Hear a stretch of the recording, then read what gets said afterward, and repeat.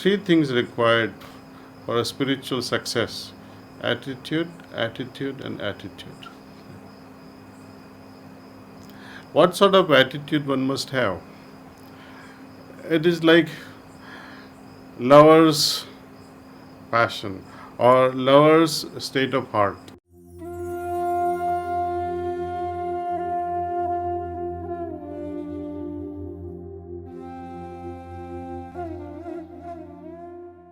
Now, coming to this anxiety and depression, when you have it, how do you sit for 40 minutes of meditation?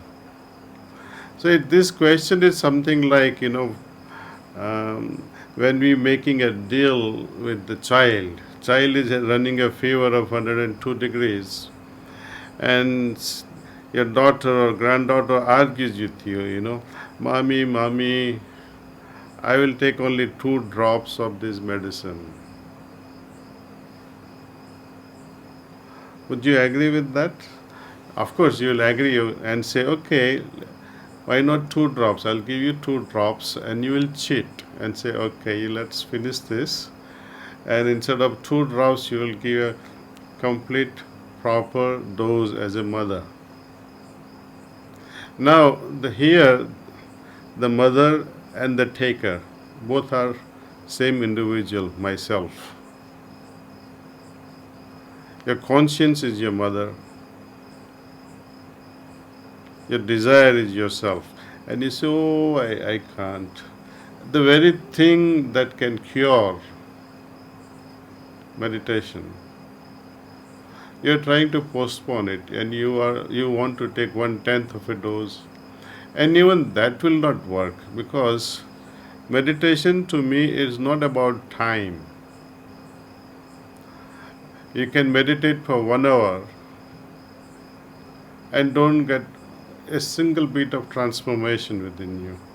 But people like Babuji, who would meditate for 2 minutes and dive to the deepest level of their consciousness, within 2 minutes they resurface again. So idea of meditation is to go as deep as possible in a very short time. And we need to cultivate certain attitudes towards the practice, because practice is hardly 95% towards our success. And I tell you, in the business world, what they call, what are the 3 requirements for a successful business? They say, the retail stores, about the retail store's success, they say location, location, and location. If you have a pharmacy or a drugstore right in front of a hospital, it has greater chances of being successful than a pharmacy in a remote village. It will be disastrous.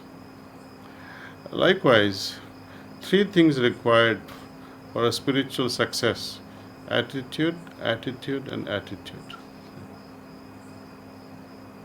What sort of attitude one must have? It is like lover's passion or lover's state of heart. When we were all teenagers, remember the crush you had on the other person. And by chance, if you had a date and say, okay, we'll meet at 3 o'clock afternoon at such and such a theater or such and such a restaurant, what happens to you then? The whole morning, you wake up so early, you get dressed up so fast, and hardly there is a sleep. You may not even take your lunch. Moment you try, your mommy gives you lunch, you say, no, mommy, I'm not hungry. And if you are a boy, you will end up going to the theater 1 hour before. You will be there at 2 o'clock, walking on the pavement, left and right, left and right, left and right, waiting for your beloved to come.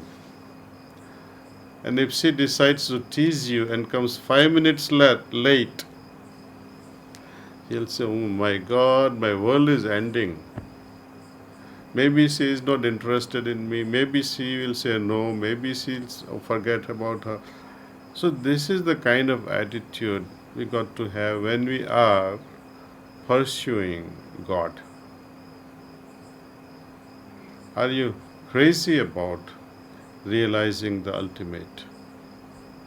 If we have that sort of madness, restlessness, then I think it's possible to even achieve those depths, because all night you'll be restless. As soon as I wake up in the morning, I meditate and be with the Lord. And time will come that you may not have to wait because you are all the time with the Lord. Even your night sleep becomes as if you are sleeping in the lap of God. You wake up in the morning and you will say, oh, I don't need to meditate. I've been always with the Lord. So this is what we are looking for. So turbulences in life, day-to-day life will be there. Turbulence even during meditation will be there. When the preceptor is giving you a sitting and within 5 minutes you feel, oh no, a lot of thoughts are coming and my back is hurting and I'm so uncomfortable. Let me open my eyes. Okay, you open your eyes. What next?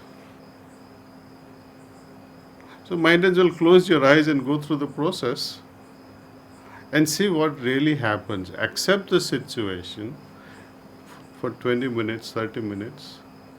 If thoughts bother you so much, there are things like this you can do, you see. Especially people who are depressed and having anxious mind. There's a volcano going on in their head. Especially if you are meditating, you will chase the tail of all those thoughts like mad person. See? Nothing wrong with it. Constantly keep reminding yourself that, oh, I'm meditating. If thoughts overwhelm you again, then what do? Breathe deeply. Hold your thought and have attention towards the heart. Okay. If that also doesn't help, gently open your eyes and look at the sky. And gently close your eyes again. So, few things like that can help. Or, pick up one book that you would like to read. Read it for 5 minutes, like things like Whispers, or or literature, or any spiritual literature. You read for a few minutes, and then again close your eyes and see what happens.